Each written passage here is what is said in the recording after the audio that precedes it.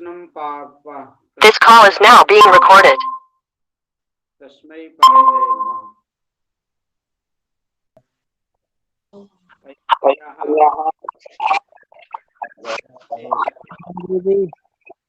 अद्य पुनः यथावत् प्रारभ्यते। अद्य व्याख्यातव्यं वर्तते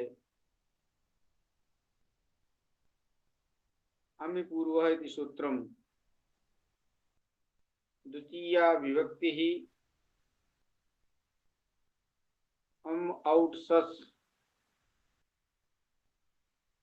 इति ये प्रत्ययाः सन्ति अत्र तैः किं रूपं प्रातिपदिकेन सह योजयित्वा सम्भवति इति अत्र प्रतिपाद्यते।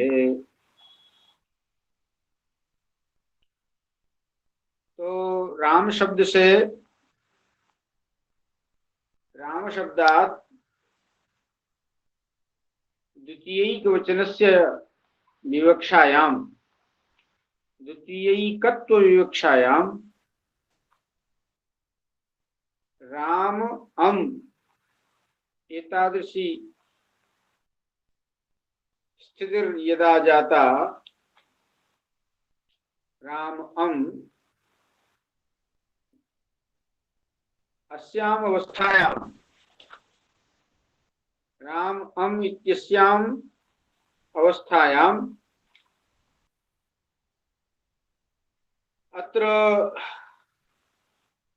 अमः मकारस्य संज्ञा हलन्त्यम् इत्यनेन सूत्रेण भवितव्या। अमः मकारम् उपदेशे अन्त्यं हल इति स्यात् इति हि हलन्त्यं सूत्रस्य अर्थः। अतः अमः मकारस्य संज्ञा प्राप्नोति। तस्य न विभक्तौ तुष्मा इत्यनेन निषेधः क्रियते। अतः अमः मकारस्य संज्ञा न भवति। अतः राम अम इत्यवस्थायाम् अकस्वर्णे दीर्घ इत्यनेन सूत्रेण दीर्घ प्राप्नोति। तम दीर्घं प्रवाद्य अतो गुणे इति सूत्रेण अत्र पररूपमपि प्राप्नोति।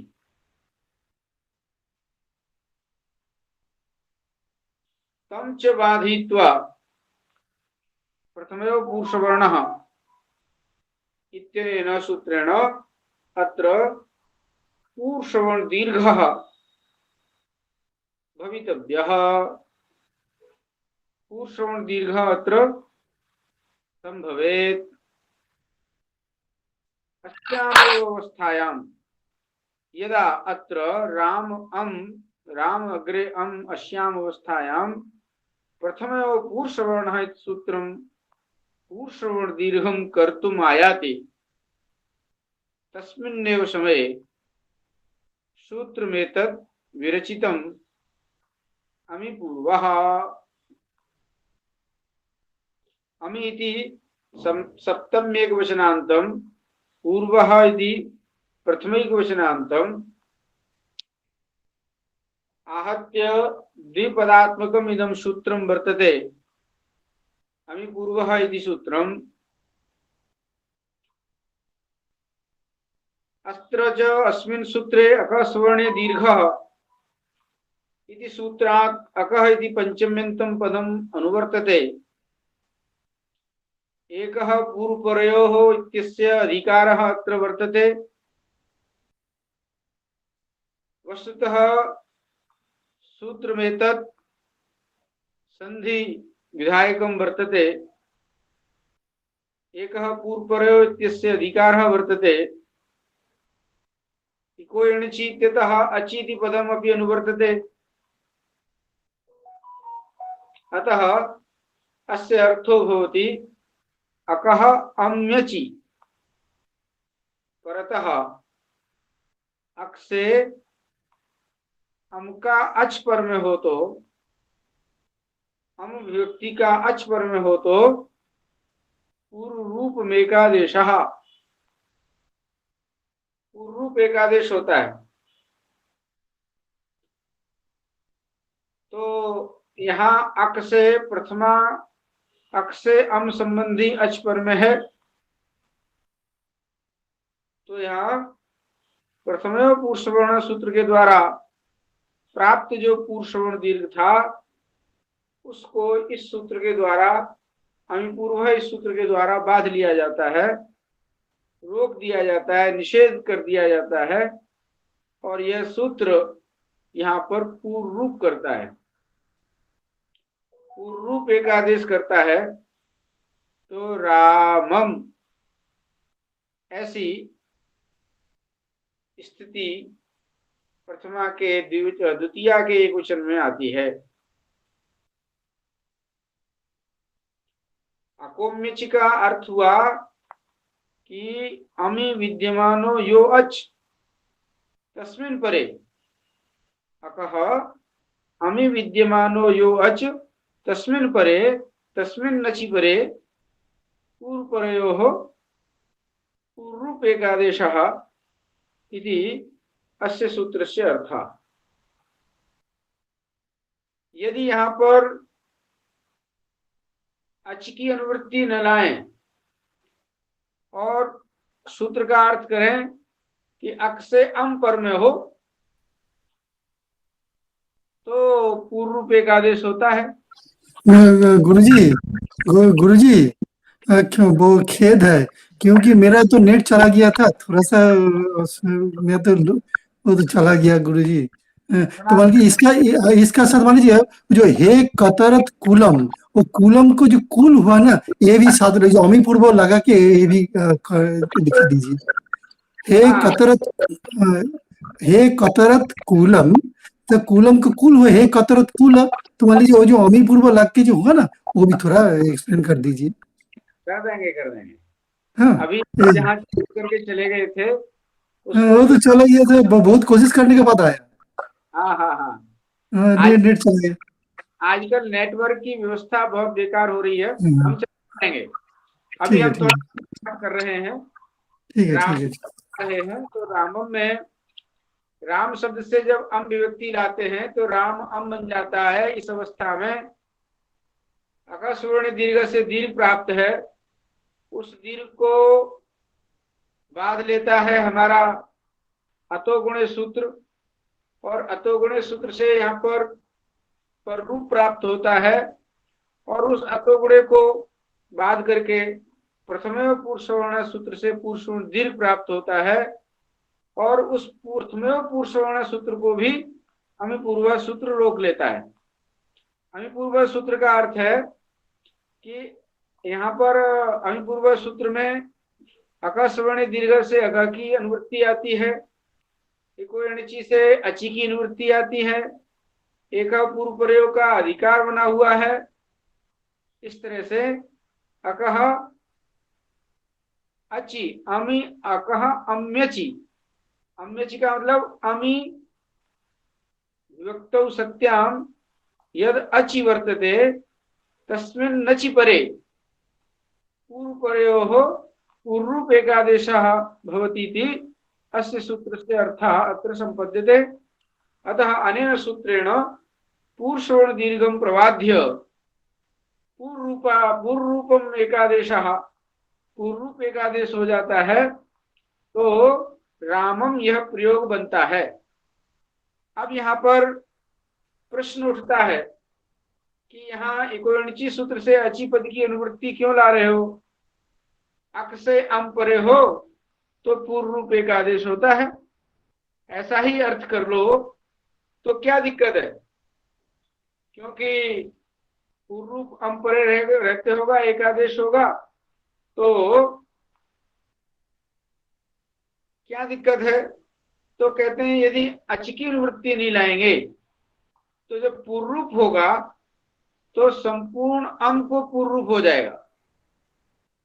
अम माने अम मकार सहित पूरा अम, उसको पूर्व रूप एकादेश हो जाएगा, क्योंकि पूर्व रूप जो है अम पर रहते करता है, तो जब एकादेश होगा तो संपूर्ण को होने लगेगा, और जब यहाँ अच की अनुवृत्ति ले आएंगे तो अर्थ होगा अक से अम संबंधी अच, या अम का अच पर में हो, है ना, तो वहां अच को ही पूर्व रूप होगा, म को पूर्व रूप नहीं होगा। ये इसलिए यहाँ पर अच ग्रहण किया गया है। अस्तु, इस तरह से हमने रामम शब्द की सिद्धि की। और जब औ विभक्ति लाते हैं, औट, प्रथम मध्यमा का वो द्वितीया का द्विवचन औट विभक्ति लाएंगे तो राम औट बन जाएगा। औट में ट एक संज्ञक है और उसका लोप हो जाता है। औट में टकार की संज्ञा हलंत्यम सूत्र से होगी। यहाँ ट ग्रहण क्यों किया जाता है? तो शुट प्रत्याहार बनाना है। शुड नपुंसक सूत्र है, उस सूत्र में सुट का प्रयोग किया गया है। तो सुट जो है आउट में टकार ग्रहण कर लेते हैं तभी सुट प्रत्याहार बनता है। और इस सुट प्रत्याहार में 5 वचन आते हैं, सु औ जस अम आउट। सु से के सु से लेकर प्रथमा का एक वचन जो सु है वहां से लेकर और द्वितीया का द्विवचन जो आउट है, आउट के टकार तक सुट प्रत्याहार बनता है। उसी सुट प्रत्याहार को बनाने के लिए आउट में टकार का अनुबंध लगा दिया गया। तो कोई बात नहीं है, औ बचेगा और बिल्कुल प्रथमा के द्विवचन की तरह राम शब्द से औ विभक्ति आएगी, आउट आएगा और यहाँ आदि गुण से गुण प्राप्त होगा, उसको वार करके विद्रेची से वृद्धि होती है। उस वृद्धि को रोकने के लिए प्रथमे पुरुषवर्णा सूत्र जाता है, लेकिन उस प्रथमे पुरुषवर्णा सूत्र को नादिची सूत्र रोक लेता है, तो वृद्धरेची से आकर के वृद्धि हो जाती है और रामऊ यह प्रयोग बन जाता है द्वितीया के द्विवचन की तरह। अब हम चलते हैं, सस विभक्ति लाते हैं तो राम सस बन जाता है। राम सस। अब यहां पर देखिए,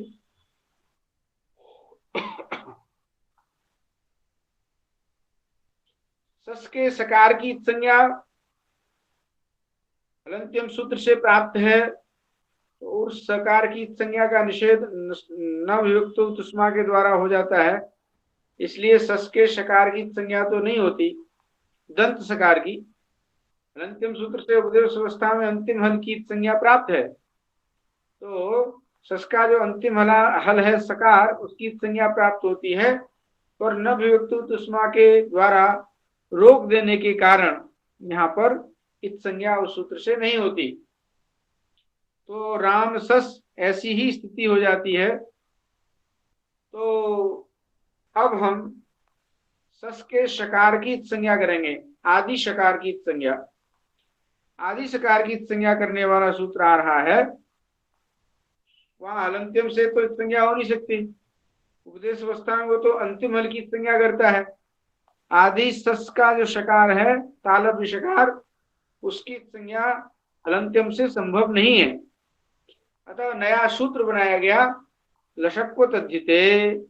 वही सूत्र यहां आ गया, लशक्व तद्धिते। लच सच कूच एतेषां समाहारः लशकु,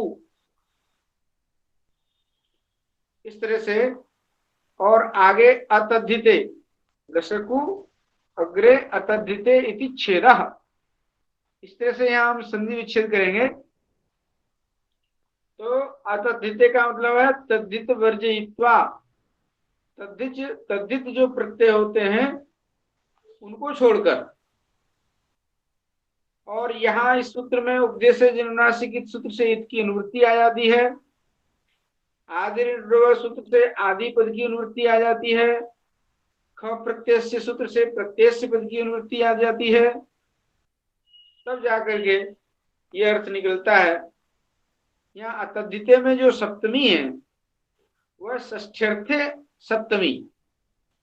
अतद्धिते का मतलब है अतद्धितस्य लसको हो, अर्थात तद्धित भिन्नस्य लकारस्य शकारस्य कवर्गस्य ऐसा अर्थ निकलता है। तो तद्धित भिन्न प्रत्ययस्य आदिभूतस्य, आदि सूत्र से आदि पद की निवृत्ति आ रही है, ख प्रत्यय से सूत्र से प्रत्यय से निवृत्ति आती है। तो प्रत्यय से आदि यो ही लकारः शकारः कवर्गश्च तस्य संज्ञा स्यात्। प्रत्यय के आदि में, तद्धित भिन्न प्रत्यय के आदि में यदि लकार शकार और कवर्ग मिलते हैं तो उनकी संज्ञा होती है। यह एक संज्ञा विधायक सूत्र है। तो यहाँ सस के तालव्य शकार की आदि, जो सस का जो शकार है वह प्रत्यय के आदि में है, तद्धित से भिन्न है, इसलिए यहाँ पर इस सूत्र के द्वारा तालव्य शकार की संज्ञा हो जाएगी। इसीलिए लिखा है इति ससः सस्य नित्वम। इस सूत्र के द्वारा सस के इतः ससः इति ससः सस्य संज्ञा, इस सूत्र के द्वारा सस के सकार की संज्ञा हो जाती है। तो एति गच्छति इति संज्ञा होने का मतलब है लोप होना। लोप हो जाएगा तो अस बचेगा, तो बनेगा क्या, राम अस, ऐसी स्थिति बन जाएगी। अब ऐसी स्थिति में यहां सूत्र लगता है तस्मात् छसो न पुंसि। तस्मात् छसो न पुंसि सूत्र जो है, इस सूत्र से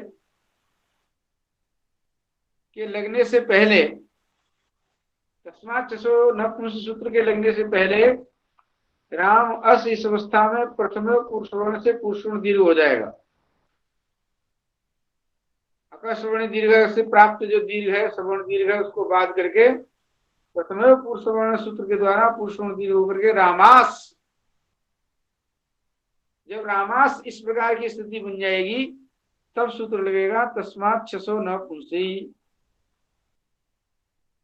अब इसका अर्थ समझिए।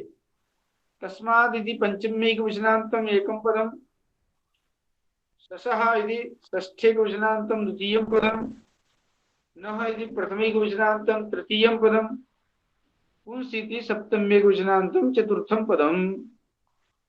आहत्य चतुर्पदात्मकम् इदं सूत्रं वर्तते। अस्मिंश्च सूत्रे, इस सूत्र में किसकी अनुवृत्ति आती है यह भी आपको यहाँ थोड़ा सा देखना होगा। तो यहाँ किसी की अनुवृत्ति तो नहीं आती, और अनुवृत्ति न आने के कारण केवल परस्य शब्द का अध्याहार होता है। तस्मात् में जो पंचमी है वो दीर्घ योग में पंचमी है। तस्मात् मतलब पूर्व श्रवण दीर्घात। तस्मात् का अर्थ हुआ पूर्व श्रवण दीर्घात, माने कृत पूर्व श्रवण दीर्घात, कर लिया गया है पूर्व श्रवण दीर्घ जिसको, ऐसा होता है कृत पूर्व श्रवण दीर्घ। और जहां पूर्व श्रवण दीर्घ हो चुका है ऐसे दीर्घ से परे कृत पूर्व श्रवण दीर्घात परस्य ससः सस्य, सस के सकार को, ससा में षष्ठी है तो सस का अवयव जो शकार, तस्य न स्यात् पुंसि, उस सस के शकार को नकार होता है पुल्लिंग में। इस तरह से हमने देखा कि यहाँ इस सूत्र के द्वारा न आदेश कर लेने पर रामान था, क्या रामात था, रामास था, श को इसने न आदेश कर दिया तो रामान, यह प्रयोग बन गया। अब इस प्रयोग की, रामान की, रामान में जो न है उसमें णत्व की स्थिति आती है। रामान में नकार को णत्व होना चाहिए। णत्व विधायक सूत्र कौन सा है? तो कहा अटकुबांगनुम जवायेपी। मूल में सिद्धांत कौमुदी में वही सूत्र आ रहा है, अटकुबांगनुम जवायेपी। इस सूत्र को हम पढ़ लेते हैं। अट कवर्ग पवर्ग आंग नुम एतैर व्यस्तैर यथा संभवम मिलितैश्च व्यवधानेपि रसाभ्याम परस्य न श्रेण स्यात् समान पदे। ऐसा अर्थ इन्होंने निकाला। अटकुपांगनुम विवाहिपी का इस प्रकार का अर्थ कैसे निकाला, यह बात हमको यहां समझनी होगी। तो यहां साफ है इस सूत्र में रसाभ्याम नोढ़ समान पदे, यह पूरा सूत्र अनुवृत्त होता है। रेफ और मूर्धन्य शकार से परे जो नकार, उसको नकार होता है समान पद में, अर्थात एक पद में। समान पदे का अर्थ है एक पदे। तो कहने का मतलब ये हुआ कि रसाभ्याम नोण समान पदे, ये पूरा का पूरा सूत्र यहां अनुवृत्त होता है। और उस रसाभ्याम नोण समान पदे में जो न है वह षष्ठ्यंत है। न माने नकारस्य स्थाने, अण ये जो प्रथमांत है माने अणत्व होता है, अण हो जाता है समान पद में। समान पद का मतलब एक पद में। तो अब रामान देखिए, उसी रसाभ्याम नोण समान पदे सूत्र में ही अटकुबांगनुम जवायेपी, रेफ और मूर्धन्य शकार से अव्यभित पूर्व में यदि रेफ और मूर्धन्य शकार है और उससे परे यदि नकार है तो उसको नकार करता है वह सूत्र। उसी सूत्र के अर्थ में अटकुबांगनुम जवायेपी माने रेफ और मूर्धन्य शकार से परे नकार हो तो इनका व्यवधान हो। अट कु और आंग, अट और कु और पु माने पवर्ग, अट माने अट प्रत्याहार और कु माने कवर्ग, पु माने पवर्ग। आंग, आंग का जो आम उपसर्ग है, और नुम आप जानते ही हो नुम क्या है, नुम का आगम होता है। इनके व्यवधान होने पर भी यदि रेफ और मूर्धन्य शकार से परे नकार है तो वहां पर णकार होता है। रामान में यहाँ र है, रामान में र आदि में है और उससे परे नकार है और बीच में आ का व्यवधान है, म का व्यवधान है। तो कहा इनका व्यवधान तो हम सहन कर जाएंगे, क्योंकि म पवर्ग में आता है और अट प्रत्याहार में आता है। अतः अट और पवर्ग का व्यवधान होने पर भी यदि रेफ से परे नकार है और समान पद है माने एक पद है तो वहां नकार होना चाहिए। ये हम यहाँ बनाते हैं। तो यह कैसे आया, अपना म्यूट हो जाइए, यहाँ आवाज आ रही है। ठीक है, तो यहाँ क्या समास है, किस तरह से हुआ, ये थोड़ा सा आप समझ लीजिए।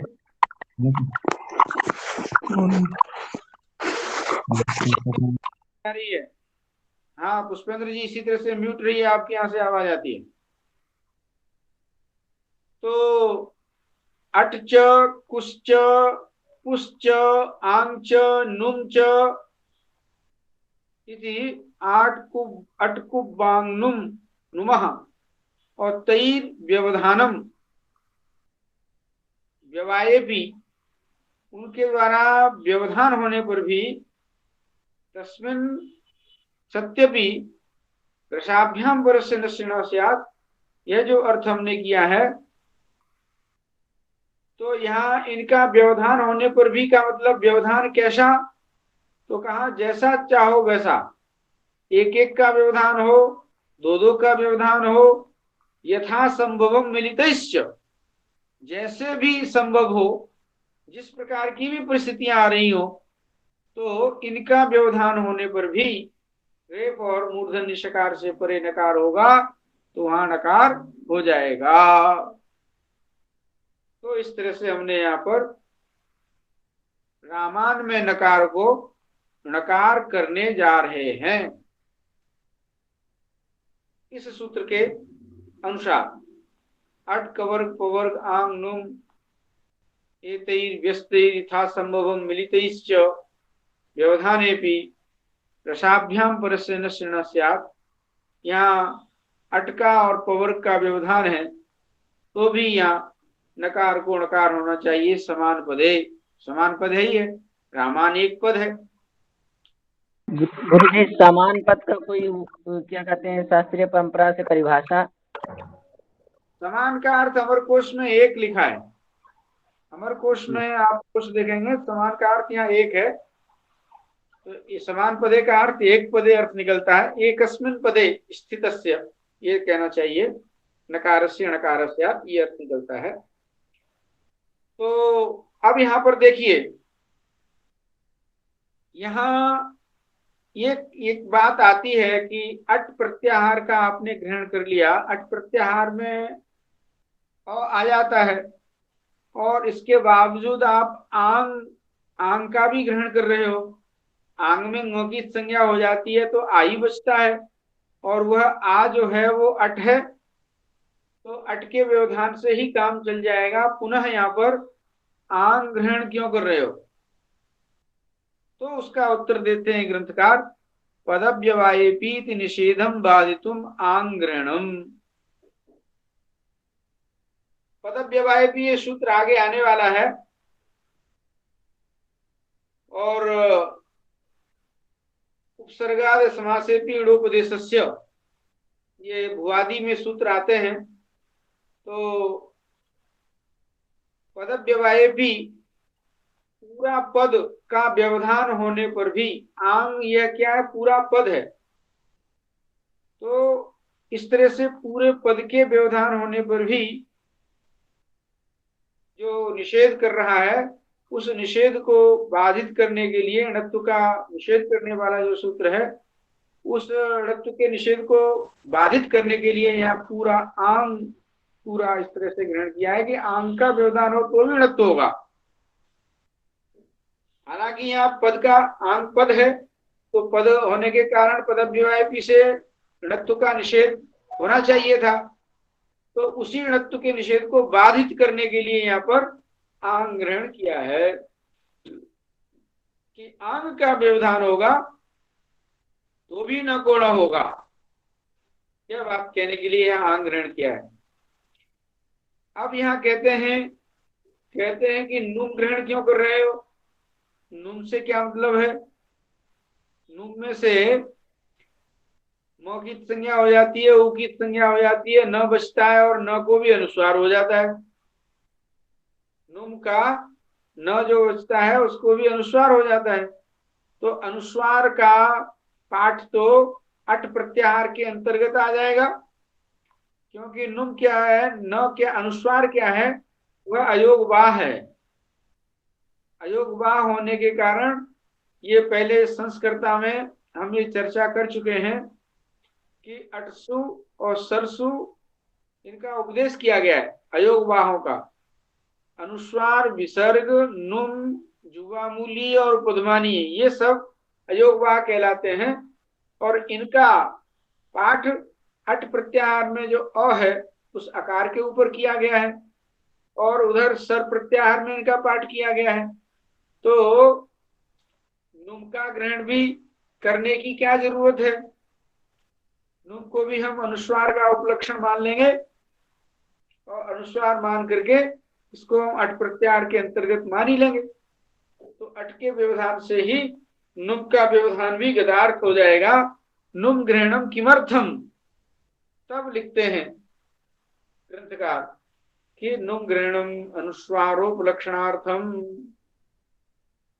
नुम ग्रहण जो है यहाँ अनुस्वार का उपलक्षक है। तच्च अकर्तुम शक्यम, उसकी कोई आवश्यकता नहीं है। नुम ग्रहण करने की सूत्र में कोई आवश्यकता नहीं है, क्योंकि नुम का जो शेष बचता है वह अनुस्वार बचता है, और वह अनुस्वार अयोगवाहों में आता है, और अयोगवाहों का पाठ आकार के ऊपर किया है। तो आकार के ऊपर किया है तो अट के ग्रहण से समस्त अयोगवाहों का भी ग्रहण हो जाएगा। अयोगवाह का मतलब अनुस्वार, विसर्ग, जिह्वा मूल्य, पद्मानी, ये होते हैं अयोगवाह।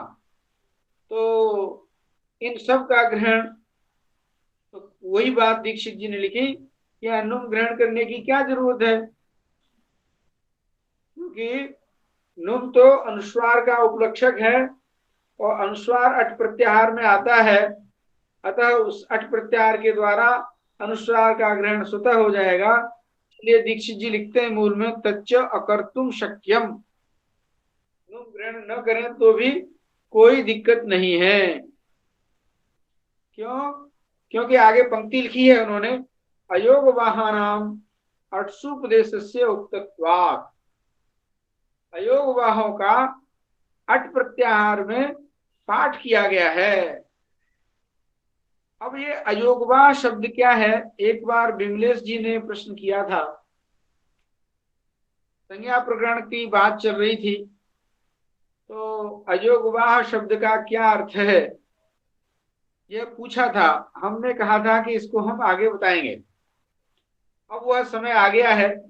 अयोगवाह शब्द का अर्थ समझ लीजिए। अयोगवाह माने क्या होता है? तो न विद्यते योगः येषाम वर्ण समाम्नाये, येषाम योगः वर्ण समाम्नाये न विद्यते, न विद्यते योगः वर्ण समाम्नाये येषाम, अर्थात वर्ण समाम्नाय में जिनका उपदेश नहीं किया गया है, अर्थात जिनको प्रत्यक्ष रूप से नहीं कहा गया है, उनको बोलेंगे अयोगाः। अयोगाः का मतलब हो गया अनुपदिष्टाः इत्यर्थः।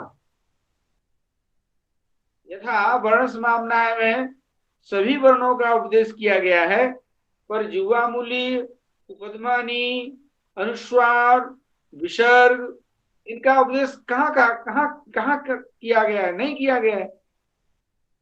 तो एते अयोगा का मतलब अनुपदिष्टा इत्यर्थः। न विद्यते योगः वर्ण समाम्नाये येषाम ते अयोगाः, अर्थात अनुपदिष्टाः। तो ये हो गया अयोगा का अर्थ। और वाह का क्या अर्थ हो रहा है? तो वहंतीति, वाहा,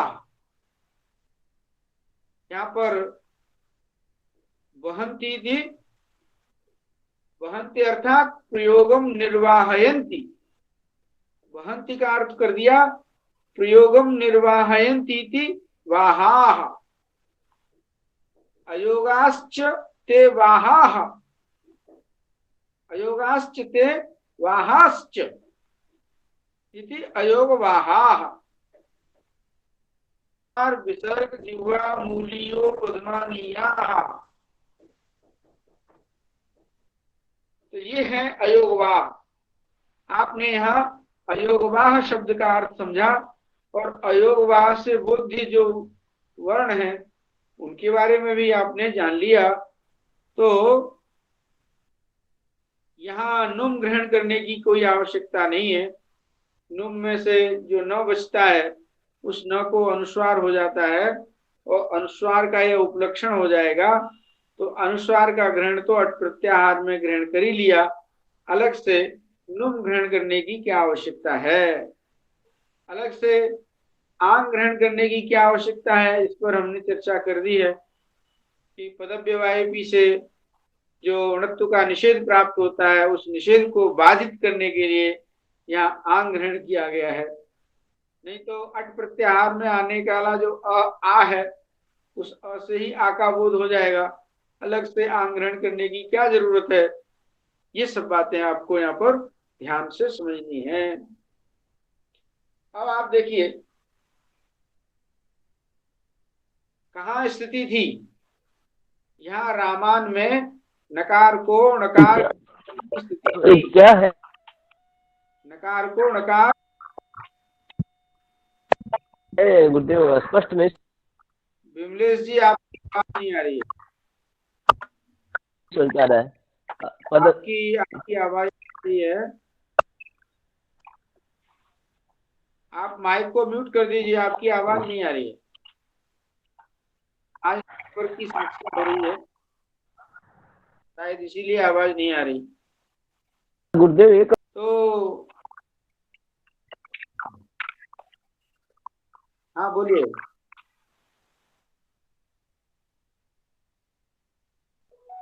आपको मेरी आवाज तो आ रही है ना? तो रामान के नकार को नकार अटकुबांग विवाहिपी के द्वारा प्राप्त हुआ और उससे णत्व होना चाहिए, तब सूत्र लगा। उस सूत्र को बांधने के लिए, णत्व को रोकने के लिए पदान्तस्य नश्यणत्वं न स्यात्। यहाँ पर रसाभ्याम नोण समान पदे की अनुवृत्ति आती है और न की अनुवृत्ति आती है। न भा भू पू कमी गमी प्याई विपामी सूत्र है, उससे जो का न की अनुवृत्ति आती है तो अर्थ निकलता है रेफ और सकार से परे, है ना, उसको नकार को नकार नहीं होता। पदांतस्य नस्य अणः न स्यात्। पदांत का जो नकार है उस नकार को नकार नहीं होता।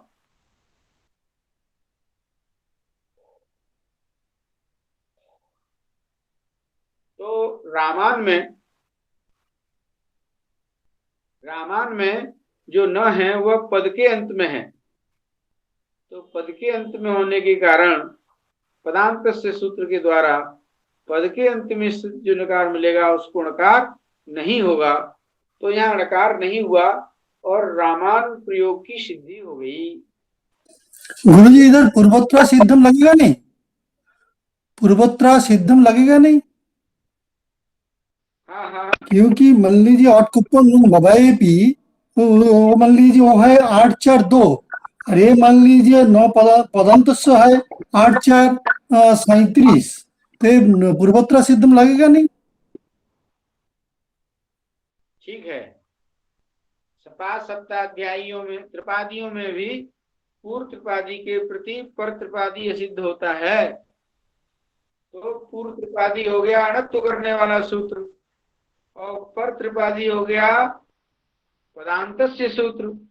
यह सूत्र जो है असिद्ध हो जाना चाहिए क्योंकि पर त्रिपादी है। आपका प्रश्न तो बहुत अच्छा है। यहाँ पूर्वोत्तरा सिद्धम के द्वारा त्रिपादियों में भी पूर्व त्रिपादी के प्रति पर त्रिपादी सिद्ध होता है, तो यहाँ पर फिर वही समस्या खड़ी हो जाएगी कि अणत्व की कर्तव्यता में सर्वत्र पदांत से सूत्र दिखाई नहीं पड़ेगा, तो उसका निषेध करने का क्या फायदा हुआ कि पदांत के नकार को नकार नहीं होता, यह सूत्र व्यर्थ हो जाएगा। आरंभ सामर्थ्यात यहाँ यह पूर्वोत्तरा सिद्धम वाला नियम काम नहीं करेगा। नहीं तो पदांत से सूत्र क्यों बनाया गया? पदांत से सूत्र जिसलिए बनाया था वह तो सिद्ध ही हो जाएगा, दिखाई ही नहीं पड़ेगा। तो फिर पदांत से सूत्र का आरंभ क्यों किया गया? वह सर्वत्र निरर्थक प्रतीत होने लगेगा। तो तत्सामर्थ्यात आरंभ सामर्थ्यात यहाँ पर पूर्वोत्तरा सिद्धम वाला नियम फिट नहीं होगा, बनेगा नहीं। बहुत अच्छा प्रश्न किया था उसका आपने, और इसका समाधान भी हमें इसी तरह से यहाँ समझ लेना चाहिए कि आरंभ सामर्थ्यात यहाँ पर असिद्ध नहीं होगा। नहीं तो रामान शब्द की वो पदांत से सूत्र की सार्थकता कहाँ होगी? कोई ऐसा प्रयोग कहीं भी प्रवृत्त जहाँ अणत्व का निषेध करेगा कहाँ? अणत्व को प्राप्त की स्थिति में जब अणत्व करने आएगा तो उसकी दृष्टि में सूत्र ही नहीं रहेगा, सूत्र ही सिद्ध हो जाएगा। तो फिर निषेध करने का आरंभ करने का, निषेधार्थ आरंभ करने का इस सूत्र का प्रयोजन क्या होगा? तो तत्सामर्थ्यात्, आरंभ सामर्थ्यात् न सिद्धत्वम, पूर्वोत्तरा सिद्धम के द्वारा असिद्धत्व की कल्पना नहीं करना। तो इस तरह से हमने हम लोग शिष्टो प्रयोग देख के काम चलाएंगे। तो जो शिष्टो प्रयोग सूत्र नहीं है, तो ठीक है, शिष्टो प्रयोग देख के, ये पूर्वजों ने रामन किया, मूर्धन नहीं किया, इसीलिए हम लोग भी मूर्धन नहीं करेंगे। शिष्टो प्रयोग देख के हम लोग बोले शिष्ट तत्, जैसा आप बीच बीच में आप आश्रित बोलाते हैं, तो हम लोग भी बोलेंगे ठीक है, वो जो शिष्टो प्रयोग जो है, शिष्टो प्रयोग, हम लोग इसको न को मूर्धन नहीं करेंगे, ऐसा बोलेंगे तो क्या होगा? भाष्यकार भाष्य में भाष्यकार कहते हैं लौकिक शब्द और वेदिका और वेद से वैदिक शब्दों की सिद्धि हो जाएगी, लौकिक शब्द की सिद्धि हो जाएगी, अनर्थकम हम प्रयोग देख करके हम कर लेंगे।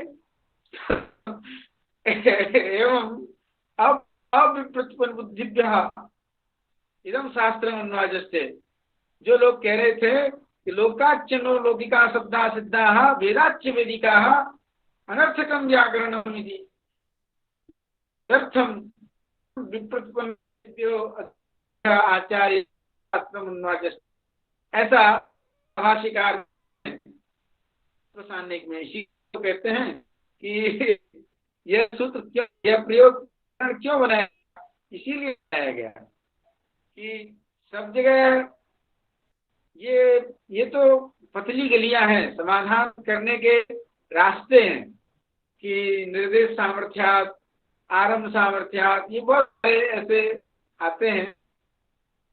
तो निर्देश करके समाधान का प्रयोग कर सिद्धि कर लेंगे। तो व्याकरण को क्या प्रयोग से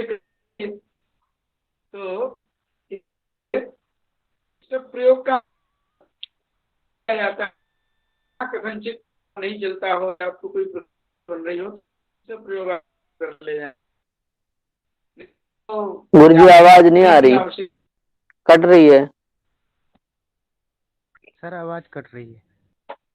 अच्छा, आवाज आप आ जाएगी।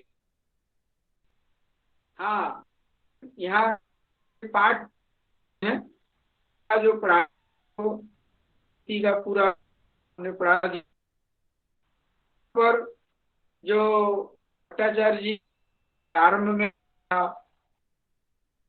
एक आवाज रुक रुक आ रही है। क्या कह रहे हैं शिवलेश जी? बच्चा का प्रश्न गुरुजी आवाज रुक रुक आ रही। ओहो, नेटवर्क की आ रही है अभी, जैसे आज नहीं आई, फायदा क्या होगा?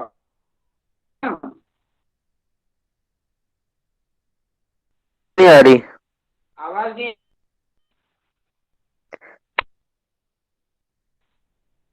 नहीं आ रही गुरुजी, कट कट करके आ रही है, कभी आती है कभी रुक जाती है। अच्छा, हाँ, विमलेश जी योगवा शब्द मालूम पड़ा? योगवा हाँ गुरुदेव, समझ में आया।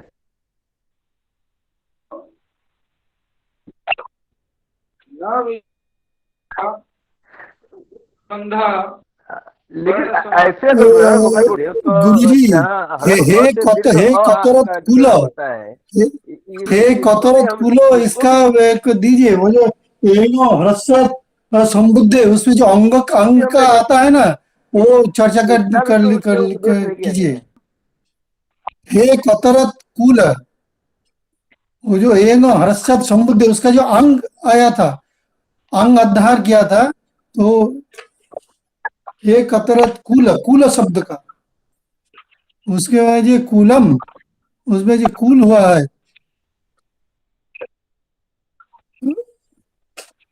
आवाज नहीं आ रही, वो सुनूं, मालूम पड़ता है। आज नेटवर्क समस्या है, अपन कल चीजों की प्रश्नों का तो बार हम करेंगे। आज ठीक फिर है आवाज गुरुजी, नहीं आ रही है। काल हे कतरत कूल, उसका चर्चा कीजिएगा। एंग हर्षद समुद्ध है, वो जो अंग अंग अंगात जो अध्यार किया ना, वो क्यों किया? तो इसीलिए वो जो हे कतरत कूलम, जो उसको अम अमी पूर्व वो जो है ना, इसीलिए उसको लगी कर दीजिएगा।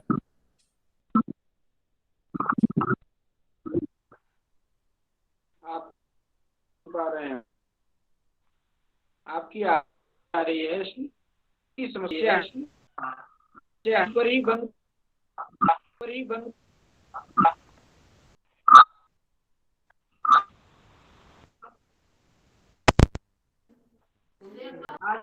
आज पूर्ण कर- आवाज आ रही है, समय कहना शुरू नहीं थे गुरु जी। तो नहीं आ रही। आपकी आवाज नहीं।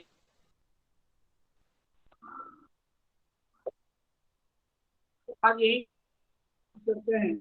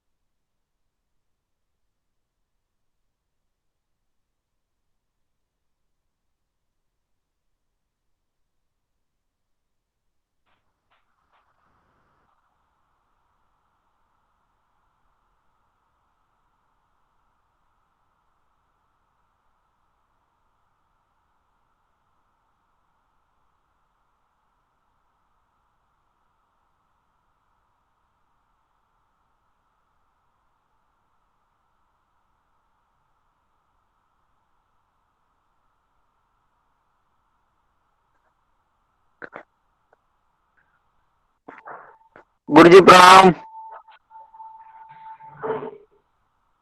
ठीक है गुरुजी, काल हे कतरत कूल उसका चर्चा कीजिएगा।